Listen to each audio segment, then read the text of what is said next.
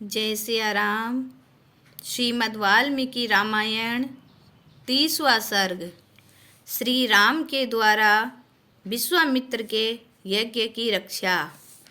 तदंतर श्री राम और लक्ष्मण ने मुनि विश्वामित्र जी से कहा, भगवान, हम दोनों जानना चाहते हैं कि उन दोनों निशाचरों का किस समय आक्रमण होता है।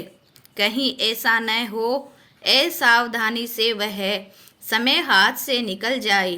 तत्पश्चात राजकुमारों की ऐसी दशा देख वहाँ के सब मुनि बड़े प्रसन्न हुए और श्री राम और लक्ष्मण को समझाया, राजकुमारों, मुनिवर यज्ञ की दीक्षा ले चुके हैं, अतः वे मौन रहेंगे।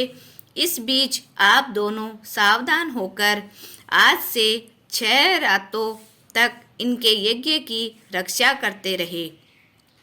मुनियों के इस वचन को सुनकर दोनों राजकुमार 6 दिन और 6 रात तक उनकी यज्ञ की रक्षा करते रहे।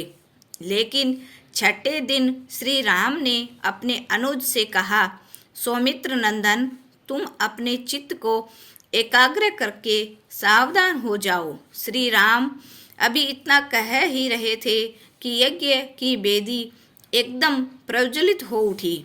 वेदी का इस प्रकार से जलना इस बात का सूचक था कि राक्षस आ रहे हैं। इसके बाद जैसे ही वेद मंत्रों के उच्चारण के साथ यज्ञ का कार्य आरंभ हुआ, वैसे ही आकाश में बड़े जोरों का शब्द हुआ और राम ने देखा मारीच और सुबाहु नामक राक्षस आकाश के रास्ते दौड़े आ रहे हैं।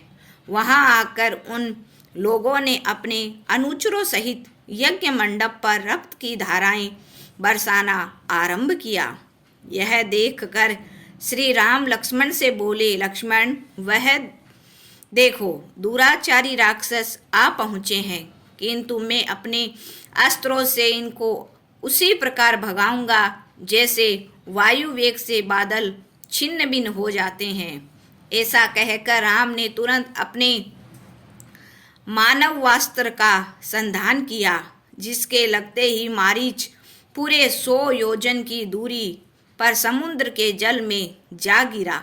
तत्पश्चात अपने हाथ की फुर्ती दिखलाते हुए वे शीघ्र ही महान अग्न्यास्त्र का संस्थान कर सुबाहु पर चलाया।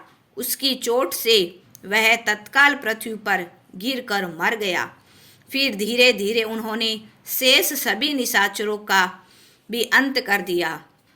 यज्ञ समाप्ति पर सभी देव दिशाओं को विघ्न बाधा रहित देखकर श्री विश्वामित्र जी ने कहा, यशस्वी वीर, तुमने इस सिद्धाश्रम का नाम सार्थक कर दिया। फिर उन्होंने उनकी अनेक प्रकार से प्रशंसा करते हुए दोनों भाइयों के साथ संध्योपासना की।